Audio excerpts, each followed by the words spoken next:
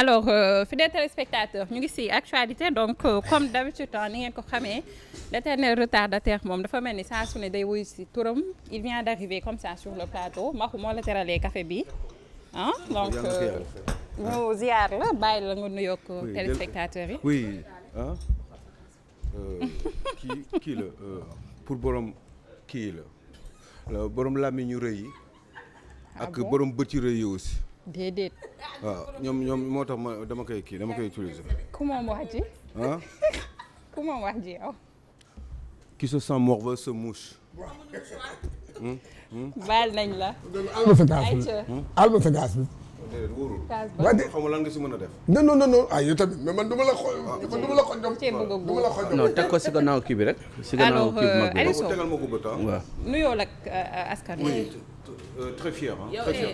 yow kii nu ñu waxee l'autre là. ok waaw d'accord vas-y. Eh ben, c'est une fierté d'être sur ce plateau di leen sant di leen gërëm dama am xarit bu bees Jacob la tudd Jacob waaw. du ma lii. Kuli. Jacob fu mu dëkk. agent Sagam la. agent Sagam waaw agent Sagam. waa ju baax. un gars qui man xaw ma man nag samay défaut yu bari yi xaw ma nit nan la ma mën a bëggee. yàlla na la yàlla sàmm c'est une fierté. am na mais nag làkkat yi waa Casamance xam nga ay nitu dëgg lañu. waaw dañu baax. waaw. dañu meilleur dañu kii waaw surtout Jolaay j'aime beaucoup. oui mi ngi noonu. donc Jacob bravo c'est un plaisir encore une fois j'étais très touché par say paroles. dama ko fanaanoo. d'accord ok Jacob ñu ngi lay ziar bu baax. Jacob Aïcha tu vas te taire parce que Jacob Koli laa bëgg Sénégal xam ne nit ku baax la. ñu ngi lay waaj a xool xonjom ndax nga toog Walf. d'accord li ngay dem seen TV bari na trop. c'est que je suis demandé de partout aussi. yàlla moo def loolu dañu Sénégal moo ma bëgg. évidemment borom Aïcha Diakhaté moi je t'aime. man Walf laa bëgg. Aïcha Diakhaté man dama la bëgg. man Walf laa bëgg. ah xam nga xale bi nga bëgg a bëri seen TV. mais c'est que non ak seneen sax. wala xarit kon lan wala bëgg a yóbbu. moom sama xarit la. wax borom baax la et un grand coucou à la petite. li la Aïcha wax dama la ko bëggoon mais dama am bëri kees sax. non non c'est que non man fépp la ñu laaj. Aïssatou Diop Fall daf ma invité mais tout le monde m'invite moi dans ce pays. ñu doy waar ñu doy waar femme bu am xam-xam. moom femme bu am xam-xam. je lui fais tata oui xam naa expérience bi ça veut dire beaucoup de choses. c'est bravo à vous à tout le monde aussi et puis feneen aussi. mais Sénégal ñëpp a may invité. da nga xew. waaw mais loolu yàlla moo ko def na. ok d'accord mais léegi ci xew boobu nga waxaal ñu ci point yi.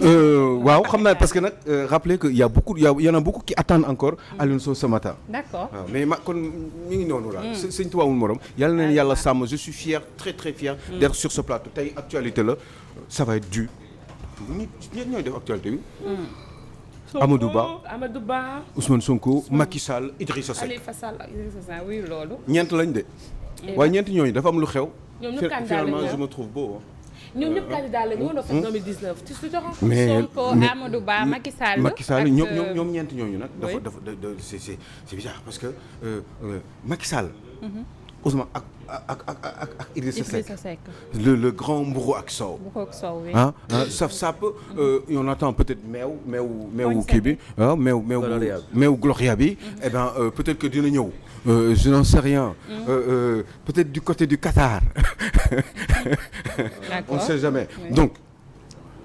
dem nañu naroon nañu gise tey. waa ji moo koy accueillir newoon nañu sax xëy na Idi dina nekk candidat mais affaire yi xaw na jaxasoo on va essayer d'en parler de faire quelques petites réflexions là-dessus mais beneen couple entre guillemets. mooy le couple Amadou Ba. Ousmane Sonko. d'accord Amadou Ba Ousmane Sonko mooy deuxième sujet bi. mooy deuxième sujet bi.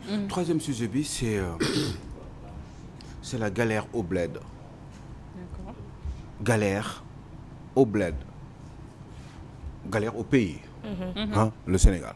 d'accord Aliou Sow mais mën nañu commencer par le premier point Idrissa Seck Macky Sall conseil bi jamono ji fu mu toll. oui dinañ ci am lu ñu leer tey ci journée bi ak ci suba parce que quand même fan yii yëpp dañu naan Idrissa Seck est-ce que du nekk candidat aux élections donc présidentielles. mais dafa mel ni Idi dafa décider topp ci ginnaaw Macky Sall. parce que tout simplement xam naa ni poñse bi neex na te boo ko tuuree xamuloo ban poñse ngay amaat beneen poñse te wóorul et comme bëñ yi comment dire dëgëratul. wóorul ni boo kiyee leneen mun nga damm say bëñ donc autant que nga jàpp ci poñse bi ma ko tu es en train de rigoler mais c'est une belle métaphore. donc wóorul parce que on ne sait jamais parce que xam nga boo nekk ci yenn retraite yenn âge yi donc wóorutul ngay jël yeneen mën nga dem fële ñu la jox ñu jox la ndawal gu dëgër. ñu jox la ndawal gu dëgër yàpp kii yooyu noonu yàpp fakk seer. te doo si mën dara te wóorul. donc bii comme nooy na autant s'y agripper et puis continuer à travailler ensemble dans l'avenir. Je ne sais pour quel avenir finalement parce que après Macky Sall certainement un jour ou l'autre il va quitter Idriss Seck est-ce qu'il aura toujours voulu d'une présidence donc de la République loolu kenn xamu ci dara est-ce que dañu am lu ñu waxante ñoom ñaar pour que après éventuellement que Idi puisse faire autre chose on ne sait pas wala est-ce que Idriss Seck dafa jóg rek xam ne léegi yàlla moom mooy def président et que c'est Macky Sall et que il faut que mu topp ci ginnaawam même dans l'hypothèse il y aurait eu quelque chose après 2024 donc yooyu yëpp faisant ça fait qu'effectivement on ne sait pas mais une chose est sûre d'après les informations que nous pourrions avoir ak visitu président Macky Sall son conseil donc ministériel décentralisé bi nga xam ne moom la def au niveau de Thiès certainement il va y avoir bu weesoo loolu ay visite de pour voir Macky Sall li mu réaliser foofu certainement dégg ak Idriss Seck et puis essayer aussi de récupérer la ville de Thiès. Il dit incontournable au niveau de Thiès il y a quelques années mais il est aussi malmené maintenant au niveau de Thiès non seulement il n'a plus la maîtrise de sa mairie de la ville en général mais parce que Pastef ak Yewwi Askan Wi ñoo fa jaar donc forcément ça pose un problème donc finalement le président Macky Sall bu gisee def ay ñëw inaugurer ay réalisations et puis wanewaat peut-être dans l'avenir ce qu'il souhaiterait li mu souhaité pour la ville de Thiès dina peut-être ñoom ñu yaakaar ni ak seen mburoog soo boobu dina mën a def peut-être lu bari dinañ mën a convaincre Thiessois yi pour récupérer li nga xam ne moom la ñu fa perte te waa Yewwi Askan Wi récupérer ko mais est-ce que loolu dina possible parce que finalement Idrissa Seck bi muy doog a ñëw dugg ci gouvernement bi ci la gënoon am doole est-ce que ak léegi situation bi nu mu demee nii nu mu gën a carré bi ne nii les difficultés existentielles au niveau de l'ensemble enfin ci Sénégal bi yëpp mais surtout au niveau de la ville de Thiès ou même de la région de Thiès donc est-ce que léegi nii mën nañu ko rattraper est-ce que ce n'est pas trop tard c'est quoi véritablement donc et puis Aliou Sow surtout ak Idrissa Seck jamono ji stratégie bi mu adopté parce que nag c'est rare nga gis Idrissa Seck prononcé wu donc ñu ngi naan que est-ce que mi ngi politique ba tey Idrissa Seck est-ce que dara jotu ko loo xam ne Sénégalais ñu yëguñu ko est-ce que pataaral wala silence bi nga xamante ne adopté na ko mën na ko may xëy na aura bi nga xamante ne amoon na ko parce que nag ñu ngi naan est-ce que carrément il est dedans comme ni mu meloon avant ci wàllum politique. xanaa ne man ma yokk ci rek mooy que. mais Idrissa Seck maanaam dégg nga aura bi mu amoon. dégg nga aura bi mu amoon. est-ce que Idrissa Seck mu ngi koy am ba léegi lan la mën a apporter Macky Sall électoralement parlant laay wax. waxuma ay kii lan la ko mën a parce que estime bi Sénégalais yi amoon.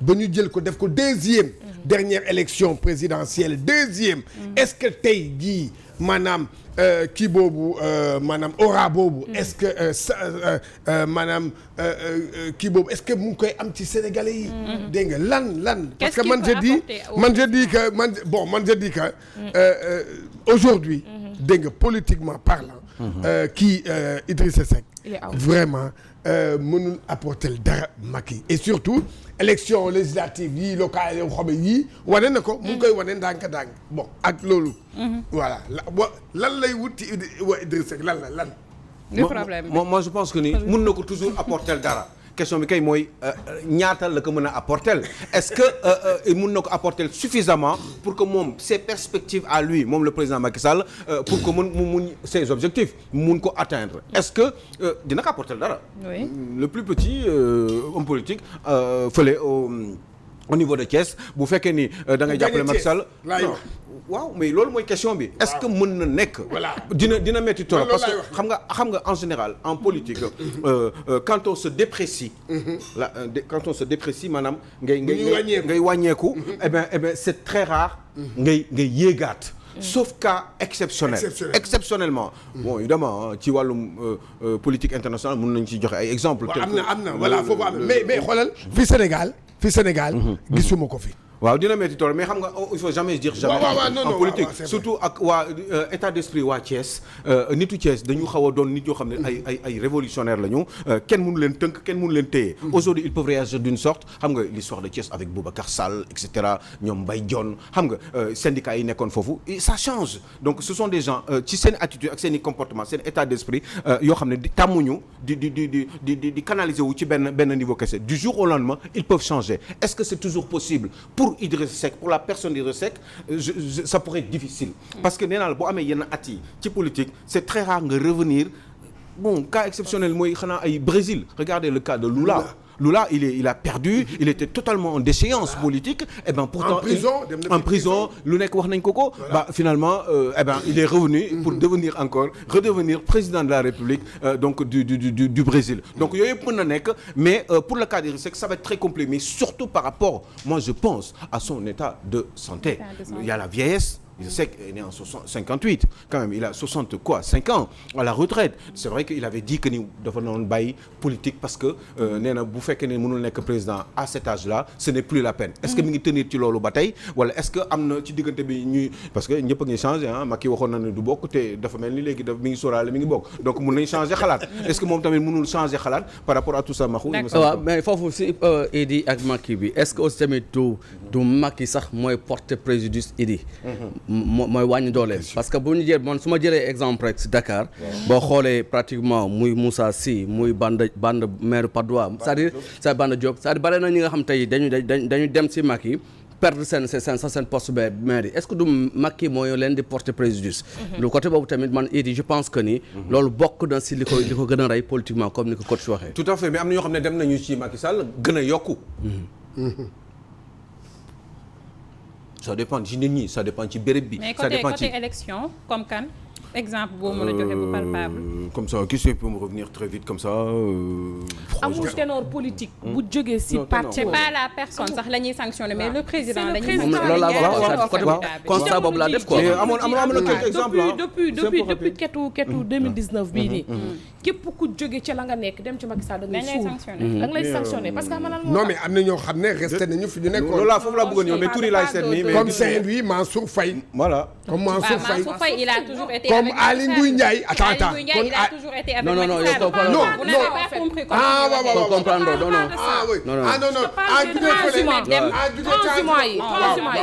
même Aïssata Tall Sall bi nga xam ne il était tellement estimé par les Sénégalais sax. non c'est vrai vous avez raison j'ai pas bien compris. parce que c'est Macky qui a été kii.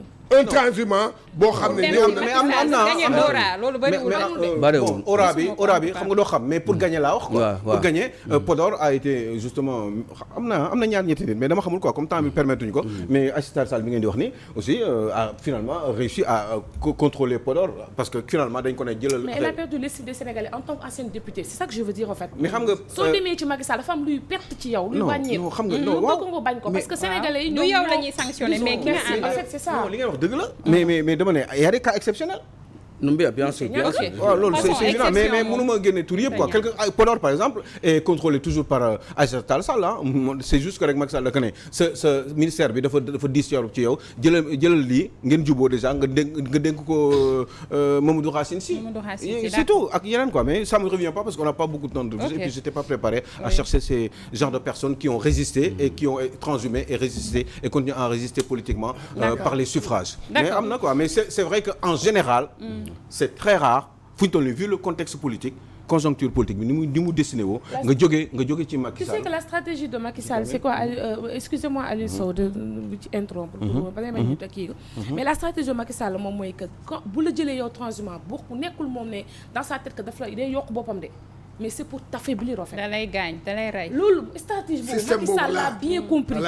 moom jëlu la pour yokkal boppam parce que xam ne ne que tey bu jëlee Idrissa Seck peut-être du ko yokkal dara mais na ko jël pour mooy affaiblir l'opposition maanaam réduire l'opposition à sa plus simple Aïcha dama lay gën a conforter ci sa thèse boobu xoolal da ngeen di xool gis nga Sénégalais yi am na ñaari yëf yoo xam ne Sénégalais yi boo ko defee bii duñ la pardonner dañ lay sanctionner ñoom dootoo amati seen estime beneen bi boo ko beneen bi bu amee gars yi dañ lay porter dans leur cœur xam nga mooy ban bii nga xam ne transhumant dafa mel Sénégalais yi bëgguñu ko. respecté tuñ leen. bi nga Sénégalais yi boo defee transhumant rek ñoom fu mu nekk nii am na fu ñu la kii léegi xoolal koo xam ne dañ ko buntu xataal. tëj ko kaso. injustice. boo génnee boo héros ko ngay nekk. xoolal Idrissa Seck bi ko Ablaye Wade defee loolu. bi mu génnee gis ngeen doole bi mu amee. mais bi mu demee ca kii ba ca audience ba. affaire bi commencé wàcc. day wàcc waaw. tu as vu. affaire bi man defe naa ne foofu la problème bi nekk. waaw parce que xam nga lu tax parce que dañuy xalaat ni. dañ la jënd. voilà. dañuy xalaat dañ la jënd donc dañ lay mere. parce que dañuy naan yow jàppale woon nañu la. waxee. xam nga surtout pour quelqu'un comme Idriss Seck bi nga xam ne. franchement moom koo xam ne quelques mois avant da doon wax ni. mais Macky Sall mënul moom peinture rek la fi nekkee. yaa ngi dégg xalaatam jamul jam ñaajo vous ne pouvez pas dire une chose pareille pour que un jour. nga dem. maintenant après Idriss Seck a essayé de s'expliquer en disant que moom Sénégal moo ko ñor en fait dafa ñëw en sauveur pour le président Macky Sall bi muy intégré ak Macky Sall. dafa toog ci këram. ba am na ñoo xam ne sax ay crise nañu cardiaque foofu ay ñoom man je pense à Yankhoba Seydi le professeur Yankhoba Seydi kooku après kooku à midi il ne savait pas encore musul dafa waat ni Idrissa Seck du mës a dem ci Macky Sall à 16h Idrissa Seck a fait une conférence de presse pour dire dafa ay souraat et puis voilà ak ay saar pour wax ni Sénégal moo ko tax a jóg mais c'est quand même extraordinaire parce que yu mel noonu gars yi ils se sentent frustrés parce qu'en même temps ils se sentent trahis. Les Sénégalais dans ces cas-là. Donc si loolu rek dama tax na ñu sanctionné la. et puis en général quand on vous sanctionne Mako alors que man ak yow ñoo jàkkaarloo. su fekkee ne yow dañ la sanctionné yow. forcément man damay profiter.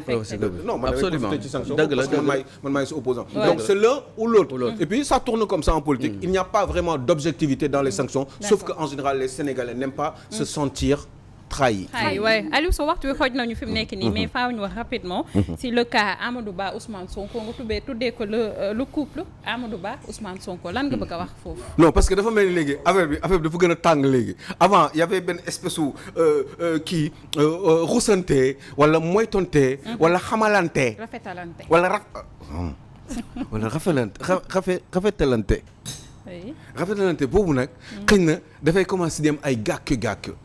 lu tax loolu parce que quand même Amadou keroog bi mu demee ca loolu noonu ca terrain CFA ba à Pikine seen rencontre boobu manifestation boobu gars yi defoon loolu meeting bi et ben wax na commencé na di wax yu dëgër dafa mel ni dafa gën a nekk guerrier léegi nag Sonko bi mu demee fële Parcelles Assainies moom tam commencé na di ko attaquer mais ñoom il faut que Sénégal yi xam ne dañu am histoire Amadou Ba Sonko boyam la woon même benn jabaru Sonko bi Amadou Ba mooy parrain am te moo ko mayee waaye xam nga loolu bu ñu commencé léegi doom ji wala jarbaat bi naan ko yow léegi tàppet nga yow léegi nga commencé waaye doo guerrier kon peut-être que mën nga espérer léegi lu bari commencé di génn ndax politique moo ko tax parce que Amadou Ba doit obligatoirement faire de la politique bu fekkee dafa bëgg une carrière aux côtés du président Macky Sall. kon le Diengou de Amadou Ba lañ ko mën a tuddee peut-être. le Diengou de Amadou Ba parce que nag il n'était pas comme ça dañ doon wax que c'était un homme d'État mais ci defante gu métti lañ ko gis. mais di waxal ko le demi Diengou. parce que il peut avancer comme il peut reculer. mi ngi ci milieu bi. est-ce que dina ko def parce que Sonko commencé na di ko attaquer léegi attaquer boobu mu koy def est-ce que dina continuer wala déet parce que nag. Sonko a été le collaborateur de Amadou Ba Amadou Ba a été son patron te xamalante la ñu man yii daf may neex xam nga lu tax parce que dama ne yu mel nii xëy na peut-être yàlla moo koy def sax cooki commencé parce que ci biir cooki boobu la sénégalais yi di xam dëgg yu bari parce que dinañ sànnante ay pic ku nekk di nga wax li nga xamal sa morom bu boobaa sénégalais ñoom tamit croiser seen bras jéem a xam nag li may wër man mi à chaque fois mooy kan. mais est-ce que xamalante nañ aussi lu war a mën a intéresser. xëy na askan bi au-delà de peut-être langue politique bi. xam nga politique si mais c'est évident mais ne booy kii ils ont travaillé ensemble pendant des années. oui. kii nu mu tudd l'ancien patron du cadastre. bi mu amee Tahirou Ndiaye Sonko l'a beaucoup défendu. oui. alors que kooku bokk na si ñi. jël alal réew mi bokk na sax ci ñi rembourser une partie de cet argent et il était un frère pour Sonko est-ce que yaa ngi ni may dégg man dama bëgg affaire yi jaxasoo xam nga tax ma bëgg mu jaxasoo parce que bu jaxasoowee ñun suñu bopp dañuy xam comme ni ma bëggee xam parce que nag 46 milliards yi lettre de confort bi amuñu jot parce que man ngeen xam 46 milliards yooyu ñu ne génn na te Ousmane Sonko nee na xam na domiciliation bancaire yi te mën na nekk mais mu bañ ko génne xam na ñan ak ñan ñoo séddoo xaalis bi pour ñu jox la 46 milliards yooyu dafa am benn lettre de confort boo xam ne ministère du budget via ministère des finances ñoom ñoo la koy jox pour que yow nga mën a dem récupérer xaalis boobu ci wàllum terrain boobu nekk Tëngéej ñu doon wax ni 94 milliards lañ ko jaarale te jot nañu séddoo 46 milliards yi selon Ousmane Sonko te nee naa leen 46 milliards yooyu kan moo joxe lettre de confort bi pour banque bi lettre de garantie quoi ou lettre de confort. état bi moo joxe garantie banque bi pour banque bi récupérer pour banque bi jox xaalis gars yi parce que état bi moo leen naan yéen banque bi dinaa leen fay am leen lettre bi fay leen ñooñu xaalis bi 94 milliards yi. léegi nag ci loolu moitié xaalis bi nee nañu gars yi séddoo nañ ko te lettre de confort boobu moment boobu noonu Ousmane Amadou Ba était le ministre des finances. Économie et finances et budget. Est-ce que yaa ngi may dégg comprendre. oui. moo tax ma doon wax xamalante. ak lan am benn moo boo tudd sànq. rafetalante. Est-ce que loolu dina continuer parce que moment boobu noonu. Sonko inspecteur des impôts et domaines de classe exceptionnelle. nekk collaborateur u Amadou Ba. ci yu bari Amadou Ba sax jox na ko ay responsabilités ba mu nekk parrain wu jabaram. ñu am yu bari teraanga yu ñuy daan séq Tahirou Ndiaye nekkoon directeur du cadastre. yow da nga bëgg a wax ne kon léegi Amadou Ba moom day wiiri waaye il est de mèche avec Sonko. déet non man dama bëgg a wax xam nga lan man li ma bëgg a wax xam nga mooy lan. mooy dama bëgg rek. li nga fi wax kay loolu rek xel saw. déedéet li ma wax leen. non mais fay li ma dégg moom mooy Sonko xamal na Amadou Ba xamal na Sonko c'est-à-dire comme liggéey nañu te lu bari. situation bi mu wala position actuelle bi mu nekkee nii. est-ce que dina ko noppiwaale ba heure bi sachant que nag gouvernement jamono ji mi ngi ci ay tànk Ousmane. c'est que yow kii wax na la dara ci Amadou Ba non c'est que attends Amadou Ba moo la gën a xam ne. Amadou Ba Macky Sall falu ko premier ministre rek parce que daf ko qu'il est le meilleur. non il faut ñu nangul leen tamit xam nga nit ki da nga koy nangul leen. Amadou Ba dafa mel ni maanaam yéen a ngi gis Tanor Dieng nu mu meloon. xam nga ñoom bëgguñu di wax ay si affaire waaye ay homme d'état ñoom bëgguñu di wax. mais problème mooy xëccoo bi dina toll. loolu la quoi Amadou Ba noonu la mel xëccoo bi dina toll ci benn niveau. il faut nga rend sa morom. am lu rend voilà voilà. waaye problème moom mooy. day fekk ñoom ñu xamalante nañu mais xanaa déggu leen li ma leen wax ni lettre de confort garantie bi joxe. 46 milliards yooyu wala 94 yi parce que genn wàll gi nee nañu dem na ba pare séddoo nañ ko. te xam na fi compte bancaire yi nekk ak ñan ñoo ko séddoo ak kan moo ci am seen numéro de compte yi sax fi ñu dugal xaalis nee na xam na ko. kan moo ko wax Ousmane Sonko. mais dès l'instant que mais est-ce que c'était vrai mais lettre de confort kiy joxe këyit bi. banque bi. pour ne banque bi man état maa ngi garantie ñii pour nga jox leen xaalis parce que man dinaa la fay. c'est le ministre des finances. te moment boobu kan la woon. Amadou Ba boobu mooy kan mooy ki ngi nekkoon patron wu bi mu nekk directeur des impôts et domaines. patron wu Ousmane Sonko mu nekkoon sous sa ci kii am. sous sa tutelle. ba pare nag mu nekk parrain am ñu ay xamalante loo xam ne waxu kër la waxu dajale la waxu waxtaan la waxu famille la waxu mariage la waxu yooyu la. waxu takkante la waxu may sa baay wala may sa baay jabar man lañ pare et cetera waaye léegi nag kooku moo ñëw léegi ne Amadou Ba tapet la te Amadou moom la attaqué woon bërki démb bi mu nekkee ca Pikine ca terrain CFA ba en tout cas voilà mooy CFA terrain CFA lu muy signifié ba ku ci xam na ma wax dara parce que man CFA li ma ci xam mooy communauté financière d'Afrique ayca ñu lay jaajëfal dama si dégg xam la lay dégg man dama dégg nii rek nii ni ku nekk ñoom xamalante lañ seen morom sénégalais yi rek ñoo dul xam. kon ku ci nekk daal def nañ. yow loolu parce que mën naa ngeen kon daal ku nekk daal def na mais bi ma leen waxee ñaar ñooñu. waaw tudd naa leen ñetteelu nit. waaw kan laa tudd. Tahirou Ndiaye. mais Tahirou Ndiaye boobu. waaw moom jàpp nañ ko ci ci affaire crédit. waaw dëgg la waaw. mais ba pare kon léegi ñoom te remboursé na sax. waaw te munoo gis ay. ay inspecteur des impôts ak inspecteur du cadastre nekk ay milliardaires Sénégal ñu jàpp leen ñu delloowaat xaalis bi une bonne partie de l'argent am na lu fi xew de d'accord li nga ko wax. nañ dem l'avenir nous dira. man nag du may Inch'Allah. bëgg di gaaw di avancer parce que damay man cooki fin moo ma intéresse pour diffamation dafa bëri. xam ngeen cooki fin xam ngeen cooki fin waaw. yu bëri coow gi bëri nii non mooy en réalité la fin justifie les moyens ci cappaandaw ga. yow booy kii nii booy cooki nii ñuux bi ma waaye non Augustin Senghor et cetera xaaral ba fin ba nga dóor li ngay dóor Augustin yegg teer nga jàll ci leneen. dina jaajëfal bu baax ne nit ci liggéey bi amoon na solo. non waaw non c'est que dina tax li xam nga jamono Augustin Senghor nag gën maa soo attaqué